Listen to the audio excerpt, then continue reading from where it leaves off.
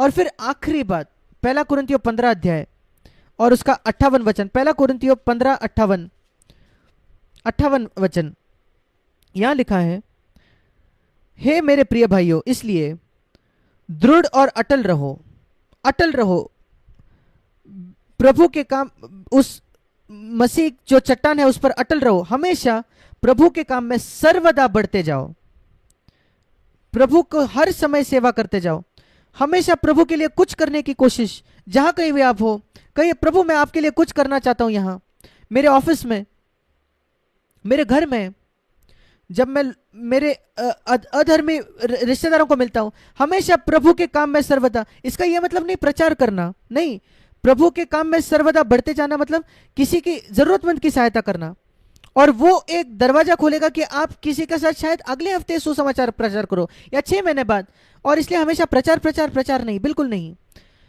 प्रभु के काम में सर्वदा बढ़ते जाओ। प्रभु का काम है, यीशु मसीह ने क्या किया उसके जीवन भर। मुझे ये शब्द बहुत पसंद है, प्रेरितों के काम उसके 10वें अध्याय में, माफ करना, प्रेरितों 10, मुझे बहुत पसंद वचन है ये। मसीह यीशु ने क्या किया जीवन भर, प्रेरितों 10:38, प्रेरितों 10:38, यीशु नासरी, पवित्र आत्मा ने उसको पवित्र आत्मा और सामर्थ से अभिषेक किया। उसने अन्य भाषा में नहीं बात किया। क्या आप जानते हो यीशु ने अन्य भाषा में बात नहीं किया? वो इतना सिद्ध संपर्क में था पिता के साथ, उसको जरूरत नहीं थी अन्य भाषा की, पर वो भलाई करता और सबको शैतान के सताए हुए थे उनको छुड़ाते फिरता, अच्छा करता। पवित्र आत्मा की भरपूरी और यीशु मसीह के सामर्थ में वो जाकर भलाई करते रहा। और अगर वो एक सेवकाई भी दे तो आप लोगों को शैतान के चंगुल से छुड़ा पाओगे सामर्थ से।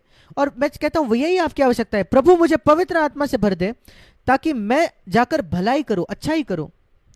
वो है प्रभु के काम में सर्वदा बढ़ते जाना। आप यीशु से बेहतर नहीं कर सकता। वो पवित्र आत्मा से भर गया और वो जाकर भलाई करने लगा। क्या ही अद्भुत काम है कि अगर ये आपके टूमस्टोन पर लिखा जाए, आप कब्र पर लिखा जाए, ये जाकर भलाई करते रहा। उसके हर दिन वो जाकर भलाई करते रहे, हर किसी जिसको वो मिलती थी। ये यीशु के साथ था जब वो पवित्र आत्मा से भर गया। वो हमेशा भलाई करने की कोशिश करता था किसी ना किसी को, और जहां लोग शैतान के सताए हुए थे पवित्र आत्मा के सामने से वो छुड़ाता था। और वो हमारे साथ भी होगा, जो सेवकाई प्रभु हमको बुलाता है उसमें। ये अद्भुत है, हमेशा प्रभु के काम में बढ़ते जाना। और इसलिए मैं ये सारे बातों को फिर एक बार दोहराता हूं फटाफट। सबसे पहली बात, प्रभु को सर्वदा अपने सामने रखना, सर्वदा हर समय परमेश्वर की उपस्थिति में जीने की कोशिश करना। दूसरी बात, एक अच्छा विवेक रखना, और वो प्रेरितों 2:25 में है। दूसरी बात, एक अच्छा विवेक रखना हमेशा सर्वदा, प्रेरित 24:16। तीसरी बात, नित्य प्रार्थना करना, सर्वदा प्रार्थना करना, इफिसियों 6:18 और लूका 18:1 और पहला थिस्सलुनीकियों 5:17। और चौथी बात, प्रभु में आनंदित रहो, फिलिपियों 4:4, पहला थिस्सलुनीकियों 5:16 और इफिसियों 5:20। अपने आप को हर दिन मरना, दूसरा कुरिन्थियों 4:10 और लूका 9:23। छठे बात, अनुग्रह से हमेशा बात करना, सर्वदा बात करना, कुलुसियों की पत्री 4 उसका 6 वचन। और सातवीं बात, प्रभु को काम में सर्वदा बढ़ते जाना पूर्ण हृदय से हमेशा, पहला कुरिन्थियों 15 उसका 58। और अंत में मैं बताना चाहता हूं, अगर आप ऐसे जीना चाहो तो इफिसियों की पत्री उसका 5:18, हमें पवित्र आत्मा से हमेशा भरना है। इफिसियों 5:18 उसका असली भाषांतर ये, सही भाषांतर ये कि पवित्र आत्मा से भरते भरते जाओ। ये नहीं कि पवित्र आत्मा से एक बार भर जाना है। प्रेरितों के काम में हम पढ़ते कुछ लोग पवित्र आत्मा से बार बार भरते थे। पतरस के उदाहरण के तौर पर पवित्र आत्मा से भरते जाओ सर्वदा। इफिसियों 5:20 का अर्थ है पवित्र आत्मा से भरते भरते जाओ।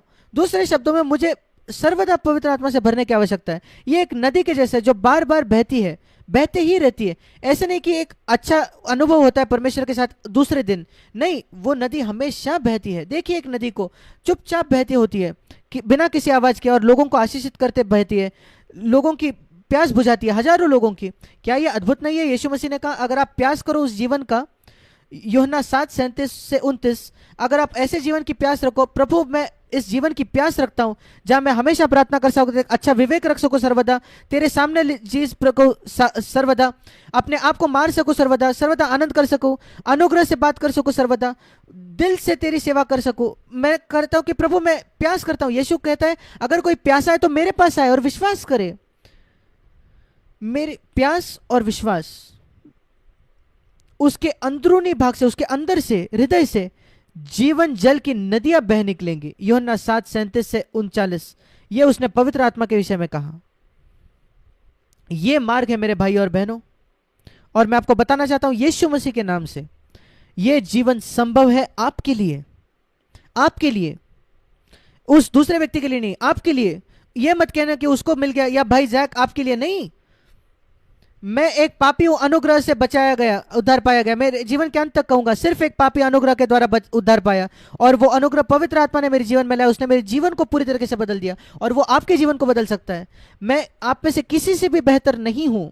एक आदम का बेटा जिसको परमेश्वर ने गड्ढे से छुड़ाया, उसके लहू से साफ किया, शुद्ध किया, और मुझे उसके पवित्र आत्मा को दे दिया और मेरे जीवन को बदल दिया, और मेरी सहायता की दूसरों को आशीष करने के लिए।